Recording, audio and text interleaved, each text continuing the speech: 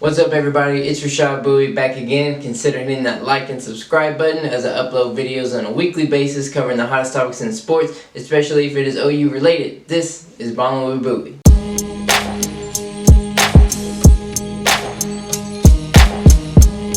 Today I want to talk about the complete dominance by the Oklahoma softball team. Again, they mercy ruled Texas, but let's talk about it. Going into the game, OU won Game 1, as we know, of the 3-game series, 11-1, by also a mercy rule through 5 innings. Juarez pitched all 5 of those innings, allowing only 3 hits to improve to 12-0 on the year.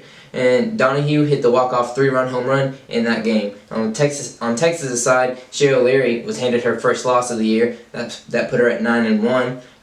For this game, Shannon Sale got the start, and for Texas, Molly Jacobson got the start.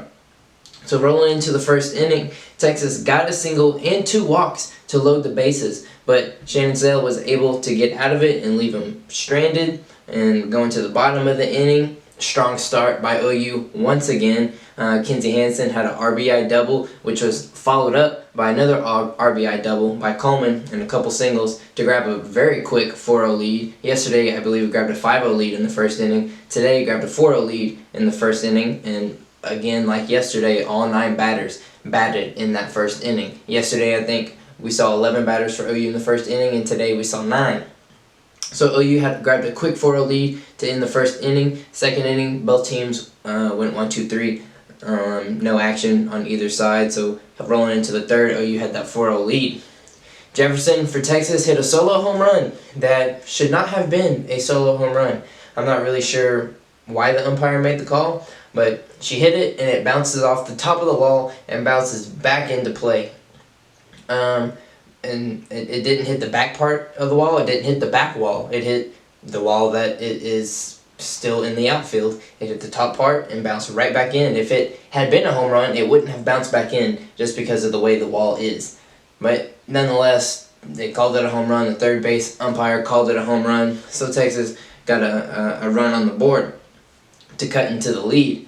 Now, that was their only run of the inning, so we rolled to the bottom of the third, and Lindsey Elam for OU hit a 2-run home run, which was followed up by a double by Snow, but she did end up getting left stranded. But OU, after giving up a run, was able to pad their lead once again to 6-1, and that's just like yesterday.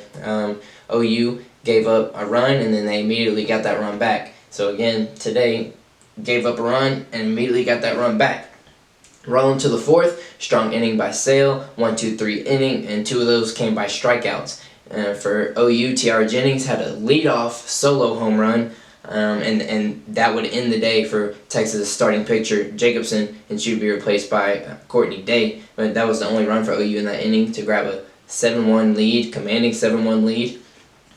Rolling into the fifth, where the show would end for the day, Shannon Rhodes ended up hitting a solo home run for Texas in the top of the 5th inning, and this one was gone. I mean, there's no question about this one. It left the outfield, but that was the only run that they were able to grab. They weren't able to cut far enough into the lead all day. I mean, solo shots aren't gonna keep up with OU, not the way we swing the bats. But Shannon Sale, she walked 3 batters in a row after that. One of the batters ended up being called out because she left the base too early, so the bases weren't loaded. But she was able to get out of the inning. She ended up striking out the last batter to limit that damage. Then rolling into the bottom of the 5th, Elam had a leadoff double that was followed by an RBI single by Snow. And then the bases ended up being loaded with no outs due to the Texas third baseman dropping the ball. She went to tag OU's player. I can't remember who was going to third at the moment. But she went to tag her, and it was going to be a force out. All she had to do was catch the ball with her foot on the bag, which she had her foot on the bag, but then she caught it, and then she swiped, and the ball came out. And Texas coach tried to argue it, and that she was already out, but his argument didn't do anything because the call stood, and the bases were loaded. Now, sac fly, RBI by Jennings followed that to make the lead 9-2, and you have to be up by 8 after 5, and that was 7. So then Ilo follows Jennings. She's at number 2 in the lineup, and they intentionally walked her to bring Hansen to the plate, which honestly, it doesn't matter who you walk because all 9 batters in OU's lineup can swing the bat. So, not that walking Aloe was a bad call because she's arguably the best player in college softball this year. So, probably the good call. But, I mean, situation-wise, the next batter in the lineup isn't too much better. But Hanson did her work. She got that walk-off single and secured the 10-2 win for OU. Yesterday, it was 11-1 win. Today, 10-2 win. And Texas just keeps... They're finding out the hard way how good the University of Oklahoma is. Some people doubt OU because their schedule isn't too tough. I mean, we've had a little bit of tough competition, but not too much. I mean, we haven't... Like I said, we haven't had played a top 10 team. It's the first top 10 team that OU has faced all season. And Texas is finding out the hard way how good OU is. They're embarrassing them on national television. Games on ESPN. They're embarrassing them on national television. And OU is letting the nation know that we are the best team in the country without a doubt. Today's game, every leadoff hitter got on base in every inning. All 5 innings, the leadoff batter got on base. And you're going to win games if you do that. I mean, you get the leadoff hitter on base every inning, your damage is going to be done. But talking mercy rules, 24 of OU's 32 wins are by run rule.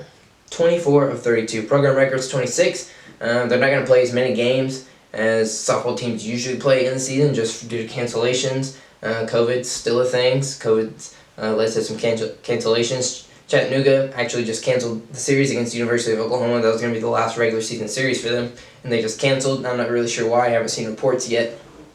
But 24-32 wins by mercy rule. They do not play 7 innings. They've had 8 games where they have played 7 innings. Other than that, they pack their bags early and they head on home. And like today, they pack their bags early and head on home. And Texas is getting whooped, getting dominated on every asset. It doesn't matter, outfield play, infield play, pitching play, batting, all around. Texas has not looked even on the same planet as OU in softball terms.